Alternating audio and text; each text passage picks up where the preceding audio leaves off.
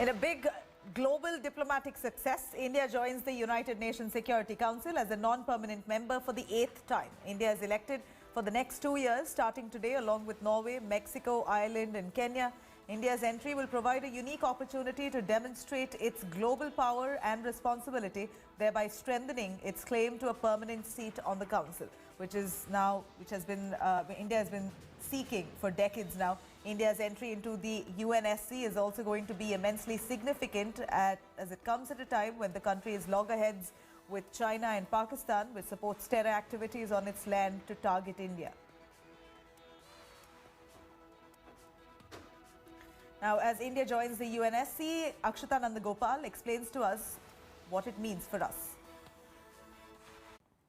India is now part of the UN Security Council, and here's why it's important. First, it gives us an opportunity to demonstrate our global ambitions, have a voice directly in the Security Council. It also helps India to push its peace agenda worldwide. Now, beyond that, the fact that we are now a non-permanent member of the UNSC will also help us in the long run to try and push hard and aggressively for a permanent seat as well in the UN Security Council. This particular development also comes as a silver lining amid the rising tensions and the tensions that we've been seeing along the line of actual control with China.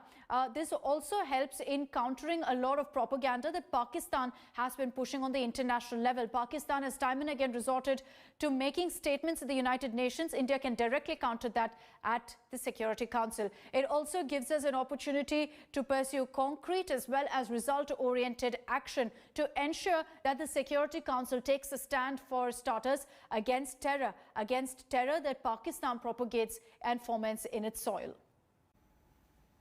Now, as it's a big moment for India, my colleague Geeta Mohan exclusively speaks with Indian envoy to the UN, TS Tirumurti, on India becoming a non-permanent member of the UNSC for the next 2 years. Let's take a listen.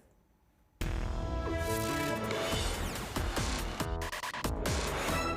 proud moment for India yet again. What's the broad focus and agenda that you're looking at? What is it really going to be for you at the helm of affairs for the next 2 years when India is going to be part of that very also important Security Council? Geeta, as you mentioned, this will be the 8th time that we will take our seat in the Security Council as an elected member. And every time India has been in the Security Council, we have been a strong voice, speaking in support of developing countries, democracy, rule of law, multilateralism, peace and security, and development. And we have never shied away from speaking out against the common enemies of humanity like terrorism. Besides these, maritime security, peace building, peacekeeping, especially in the context of Africa, for example, involvement of women and youth, and technology with a human touch will broadly be our focus while on the council. Of course, we will also naturally be dealing with country-specific issues as and when they come up, including Afghanistan, where we have a very special interest.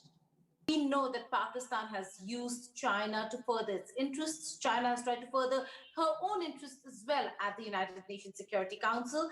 With India in the room, do you think now the issue of Kashmir is going to be certainly not raised as vociferously as it was raised in the past few years? Well, I think you're aware that irrespective of whether India was inside the room or outside, the last time Jammu and Kashmir was discussed in a formal meeting of the Security Council was 55 years ago, in 1965. Of course, no one can prevent any member of the Security Council from bringing in any subject under what is called any other business. In fact, even the situation in Hong Kong, for example, has been discussed under this very category.